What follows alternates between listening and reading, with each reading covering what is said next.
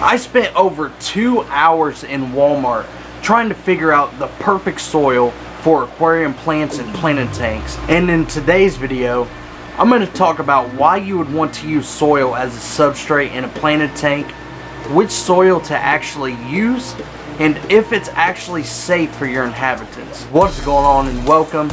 If this is our first time meeting, I am Otter from Otter Creek Aquatics, and here on this channel we talk about things like breeding, planted tanks, and some tips and tricks that could help you grow your aquarium keeping skills. So if you're into any of those topics or like the aquarium hobby, then go ahead and consider subscribing and hitting that notification bell so you don't miss any of my upcoming weekly videos. So let's go ahead and dive into that perfect soil for aquarium plants. So the first question that I wanted to answer is why you would want to use soil as a planted tank substrate.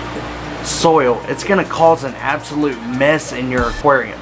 Well, I kind of thought this same exact thing when I first thought of it, and I went to Walmart and spent over 2 hours looking up different ingredients and different types of soils that were going to be safe for my aquarium and my fish. So one of the biggest benefits of soil for a planted tank, and it's probably the most obvious, is the amount of nutrients that it provides for your plants. So most of your plants actually consume 400 to 400 times the amount of nutrients through their roots than through their stems and leaves. This means that you want to heavily feed those plants at their roots, and there's no other way than actually giving them soil or dirt to provide those nutrients. Just like outside in your gardens, they're going to be pulling from those rich soil and dirt matter. That way they can get all of those special benefits that's going to help those plants grow and thrive. One of the second benefits is when you get new plants in, whether it's from the local fish store or you order them online and get them shipped to your house, when you put them into your aquarium, they're going to go through a transitional period that we refer to in the aquarium hobby as a meltback.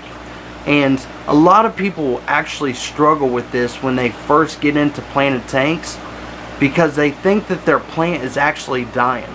That's how much some plants like cryptocorns and different other plants will actually melt back. So the biggest reason for this meltback is a lot of our aquarium plants are grown in farms in like Florida and different more tropical areas throughout the United States and other parts of the world. So when you get that plant in, it's used to being up out of the water, having all of that oxygen to consume and then convert to new leaf growth and just more growth overall for that plant. So when you get it into your aquarium and you try to put it underneath the water, you're basically suffocating that plant out of all of the oxygen that it was used to normally getting. And this is what is going to happen to your plant. It's going to start melting back, and you're going to see an actual leaf change in that plant. So take an Amazon sword for example. So when it's grown out of water, the leaves actually look like this, and then once you put it into your aquarium and get that converted, the leaves will actually transform and start to take on a whole new shape that's referred to in the hobby as a submerged grown plant. So if you can get your hands on a submerged grown plant, then you're going to be one step ahead of the game right off the bat, and you're not going to have such a meltback stage. So what's really beneficial for your plants during this time is having those nutrients to be able to bounce back super quick from that meltback. So one of the main reasons it took me so long at Walmart when picking out the perfect soil for my aquarium plants was because I was checking out which ones were organic and which ones weren't. Because when I first got into this and started researching it, I was never told which soil to actually try. I was just told that it needs to be organic because in that case they don't put excess nutrients that are going to leach into the water, causing things like an imbalance, algae growth, and possibly even fish deaths. So I was going through each bag, checking out if it was organic or not, checking out the different components and the different benefits of each ingredient just to make sure that it didn't have any excess nitrates that were going to cause me problems. The lady in lawn and garden probably thought I was crazy because I was picking up individual bags, looking at the back of it for probably 10-15 minutes, reading the different components that went into that certain soil, and then I would put it back down and go to the next. She actually thought I was trying to grow something illegal. So how do I actually know that this soil is safe for my aquarium? Well, after I spent my couple hours in Walmart, finally just decided to pick one out that I thought was the best. I brought it home and I actually set 2 tanks up.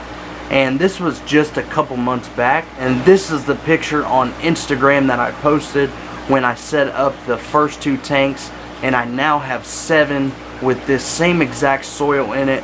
They're all 10-gallon tanks and they've been growing really well. So this picture was 2 months ago.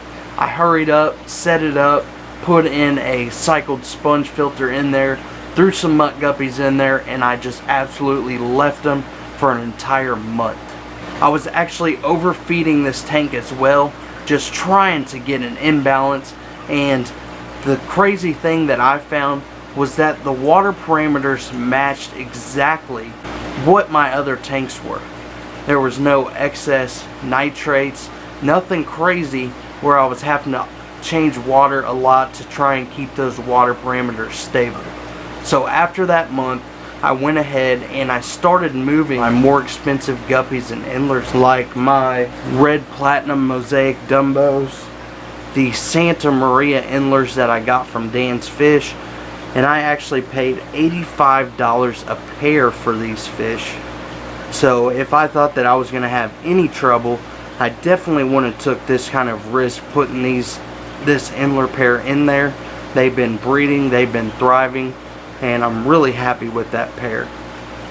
I also have the platinum red-tailed dumbos, and I also have some platinum white elephant ears, some Patriot USA dumbos, the blue galaxies that I got from Twin Cities Guppies, and I also got the black metal jackets from Lucas Brett's. So as you can see, I have a whole lot of money in these 7 tanks, and it's a huge risk only taking a month to actually try this out.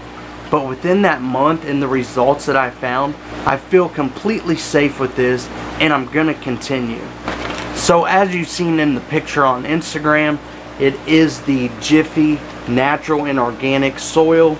I got this from Walmart. I think it's 12 quarts, and it was like, I want to say like $4 or $5. So when I set up my first 3 tanks, those were the only 10 gallons I had at the time, so I used the entire bag on it.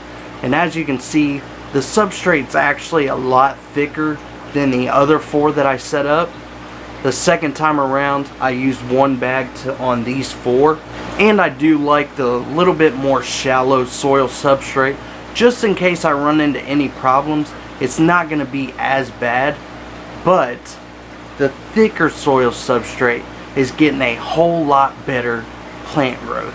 But on this platinum red-tailed Dumbo ear tank, this is a picture I took a few months back on the Instagram again, and now you can see that this tank has just completely exploded. When you look at these couple tanks right here, these are tanks that have just regular gravel and Eco Complete. Now I'm getting growth out of these plants, but it is nothing like these 7 tanks that have the soil substrate. So let me know down in the comments below if you've used just completely raw soil in your aquarium to grow your aquarium plants, and let me know what type, so that maybe myself or one of the subscribers or one of the viewers can try it out if they're looking for something different, or if they can't find this Jiffy brand. And also, if you're looking to set up a soil tank and you got some value out of this video, then go ahead and hit that like for me. If you're not already, go ahead and consider subscribing and ringing that bell so you don't miss any of my upcoming weekly videos. Keep following your dreams, keep inspiring, and until next time everybody, see ya.